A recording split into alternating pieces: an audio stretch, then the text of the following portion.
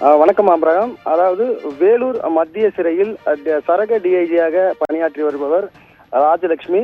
இவருடைய வீட்டில் பணி செய்வதற்காக, வீட்டு வேலை செய்வதற்காக வேலூர் மத்திய சிறையில் ஆயுள் தண்டனை கைதியாக இருந்து வரும் சிவகுமார் என்பவரை கடந்த 5 மாதங்களுக்கு முன்பு வீட்டு வேலை செய்வதற்காக அழைத்து சென்று இருக்கின்றனர். அப்போது அதாவது ராஜலட்சுமி அவருடைய வீட்டில் 5 லட்சம் ரூபாய் பணம் திருடு போயிருக்கின்றது. இதற்கு காரணம் இந்த ஆயுள் தண்டனை கைதி சிவகுமார் என்று கூறி சிவகுமாரை பல்வேறு முறையில் துன்புறுத்தியிருக்கின்றனர்.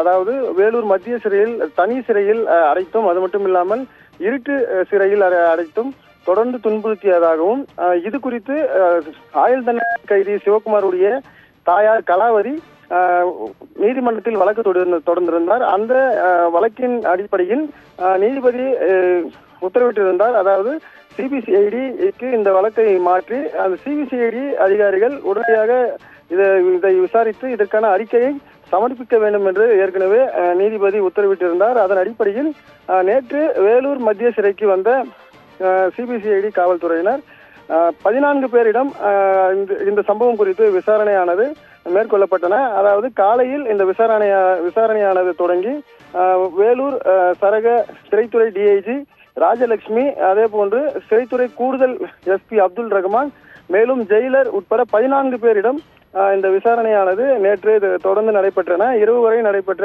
இந்த விசாரணை, இந்த விசாரணையில் என்னென்ன தகவல்கள் அதாவது விசாரிக்கப்பட்டது, இதற்கு என்னென்ன நடைமுறைகள் கொண்டு வரப்பட்டது என்ற தகவல் தற்போது வெளியாகவில்லை.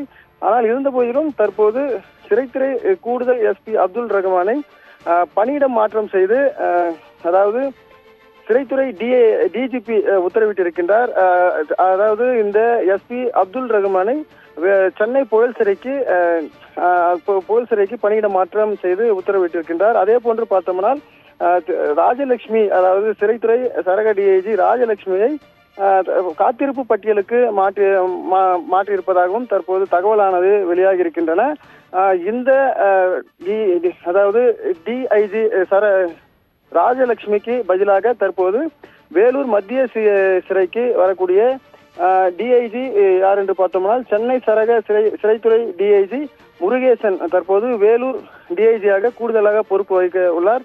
மேலும் தற்போது இந்த கைதியை வீட்டு வேலைக்கு அமர்த்தி துன்புறுத்திய வழக்கில் தற்போது அதிரடி திருப்பங்களானது வெளியாகி வருகின்றன. மேலும் சிபிசிஐடி விசாரணையானது முழுமையாக முடிவடையவில்லை. இதில் பல்வேறு தரப்பினர் அதாவது சிக்குவார்கள், இந்த வலயத்தில் சிக்குவார்கள் என்ற தகவலும் வெளியாகி இருக்கிறது. அப்ரஹாம், தகவலுக்கு நன்றி பிரீத்குமார்.